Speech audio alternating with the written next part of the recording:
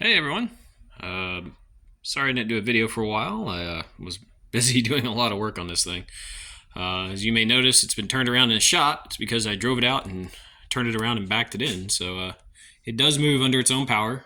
Um, I'll try to go through all the recent changes and talk about future plans too, because there's still a lot to do detail wise before I feel comfortable taking it out on the road. But the brakes are bled. I used my power bleeder, pressurize all the brakes. That's the easiest brake tool I could ever have come up with or bought. I mean, that was just incredible. It's kind of one of these systems. You just take it, pressurize it, hook this onto the cap for the brake fluid, and just bleed the brakes. You don't need anyone to help you to do it. It's really amazing. So let's see where to start. So the e-box, yeah, all the Holly's wired in there. Everything's labeled. I tried to use Deutsch pack connectors to make it as clean as possible. I'm going to go through there and clean all this up once I've finalized everything. And I'm also going to do a video, like a full walkthrough of wiring Terminator X into the E38.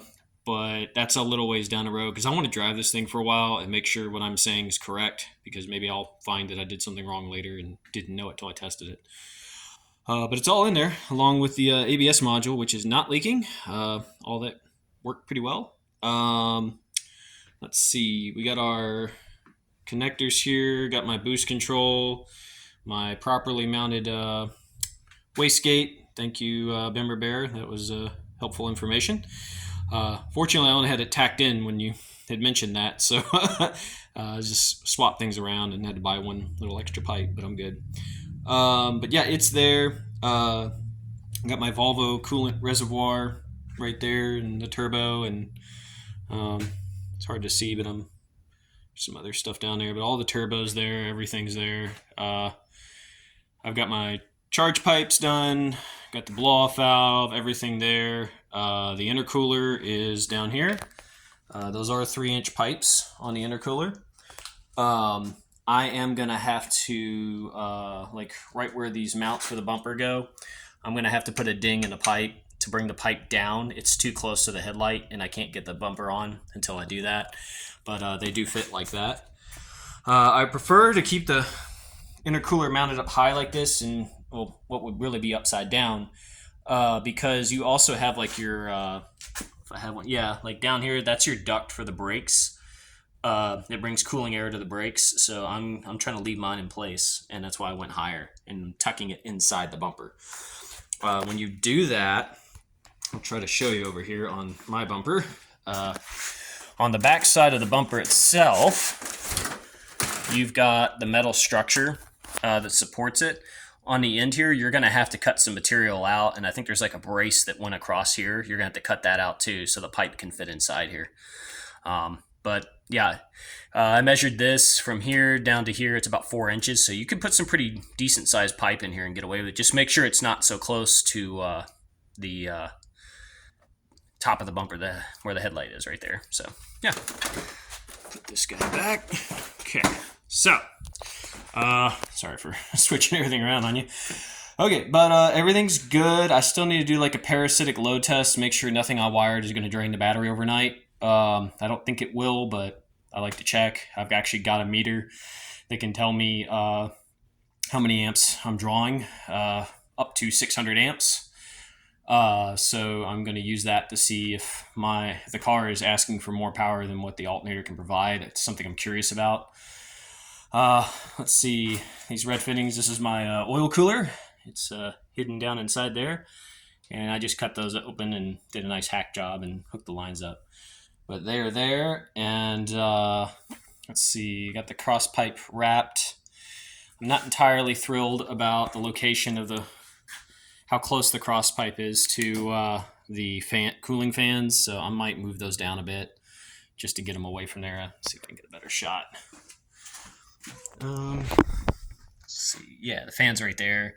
It's wrapped, but I'm concerned, and I think I can get it to go down another couple inches, and then everything will be okay. I'm also worried about the tensioner. I might move that. That's really close to the exhaust. Plus, I intend to wrap the exhaust anyway. That's definitely happening. I've got, let's see here. Bought a big sheet of this stuff for about $40 on Amazon. It's a cheaper version of Heat Shield Products stuff, and I'm going to use that to wrap the headers to keep the temps down under the hood. That's big. And then I do have a turbo diaper. I'm also going to install that too, just to keep the temps down. Speaking about boost control on this, that's an interesting thing because the Holley has 2 pulse width modulated grounds. And I'm using those grounds right now for running my fans. It's just simple on-offs. And I don't have any more. Well, you can't use the power, the 12 volt positive, outputs on the Holley to operate like a Mac valve, like that one, to control your boost. So what I'm going to do is, I actually had one of these in a box. I never ended up using it. It's a Dakota Digital fan controller, Bluetooth capable. That's pretty awesome. And it's going to end up controlling my fans independently. I could tee into the coolant temp sensor on the Holley. I'm not a big fan of that idea. That's a little scary idea to me because I feel like sometimes you end up with weird values when you do stuff like that. But I'll try to show you way back down in here. Plugged into the side of the head next to the manifold, that's the BMW temp sensor. And that's the one that runs your gauge. And 2 of the wires that go to that sensor run your gauge. But in total, there are 4 wires, and the other 2 were meant to go to the DME to give it coolant temp signal. So I think I'm going to use those 2 wires to try and pick up the signal there. I'm not quite sure how compatible it'll be with that, but it's something I'm considering. But my main goal is I just need to get some more pulse width modulated ground outputs from the Holley. That's a big thing there because I'm not running the digital dash. If you are, your digital dash actually comes with more inputs and outputs.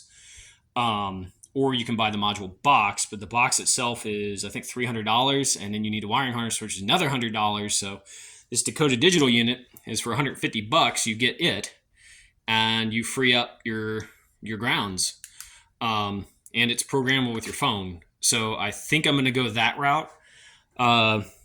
It's probably impossible to see, but down underneath the headlight here, I've got a Volvo fan relay. It's a really nice compact unit, and I'm using it to act as the relays for my fans. So it just takes 2 ground inputs, one for the low speed, one for the high speed, and then works. So that's pretty much it. I'll try to give you a bit more view of everything I did, and everything inside there. She's coming along pretty good. Fires right up and drives pretty smooth actually, and it's only been running for about 2 or 3 minutes, so it's got some good adjustability. I think it just needs to learn itself a little better, and I'm gonna do some stuff. But this is my interior, and I got my radio in there, and I'm still running the stock gauges. I'm gonna stay with those. And then down here, for that pod, I actually drilled some holes because I have I did this before I was thinking about Holley, and I put a turbo, a boost gauge, and a trans temp gauge in there. So I'll have those as well in case I need to really look at some boost numbers when I first fire this thing up and figure out the springs. So, but yeah, she's doing good. I'm just going to be doing a lot of little detail work over the next week, 2-3 weeks, and then eventually I will do a electrical walkthrough, start to stop for Holley. But that's it for now, guys. Let me know if you guys know of any other solutions for boost control and dealing with Holley and other options. There's a lot of ways this can go, and I've been reading a lot of tutorials, but I'm not 100% set on how I want to do that. Ideally, I like to keep it simple and cheap, but gotta do what you gotta do.